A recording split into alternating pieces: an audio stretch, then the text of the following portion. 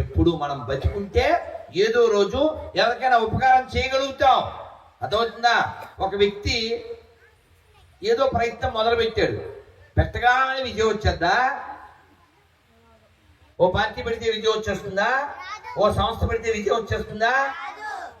రాకపోయినా నువ్వు ఉండాలి, నువ్వు ఉండు.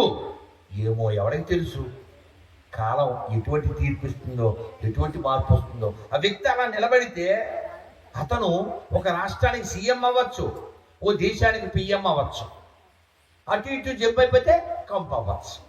అందుకని నిలబడాలి. ఓ సిద్ధాంతం ఉండాలి, ఆ సిద్ధాంతానికి మనం నిలబడి ఉండాలి, కట్టుబడి ఉండాలి. అలాంటి పరిస్థితుల్లో వశిష్ఠుడు దూకాడు కాబట్టి ఆ గోదావరిని ఏమని పిలుస్తారు? వశిష్ఠ గోదావరి. గౌతముడి ద్వారా రాబడింది కాబట్టి గౌతమి.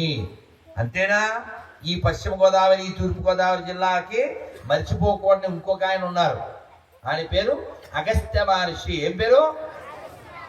మీరందరూ అదురు సినిమా చూశారుగా. డైరెక్టర్ ఎవరు?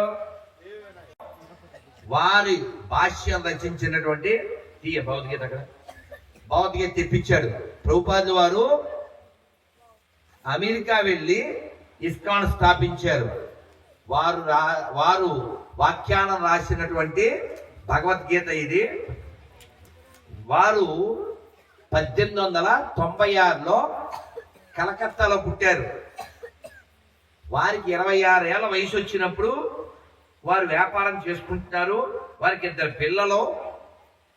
వారిని ఎవరో పిలిస్తే వాళ్ళ గురువు గారి దగ్గరికి వెళ్ళారు. వాళ్ళ గురువు గారి పేరు భక్తి సిద్ధాంత సరస్వతి ఠాకూర్.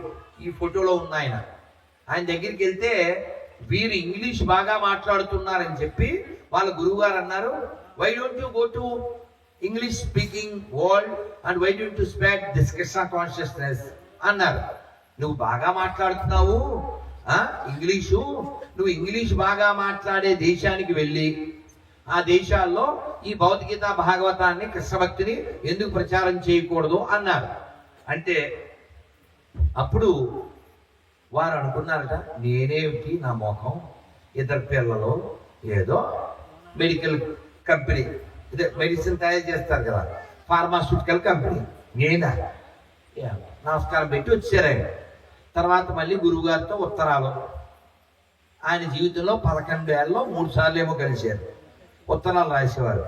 ఆ ప్రేరణ 26 ఏళ్ళ వ్యక్తి కలిసినటువంటి ఆయన 69 వచ్చాక, 26కి 69కి ఏమైనా సంబంధం ఉందా? 69 వచ్చాక అమెరికా వెళ్ళారు.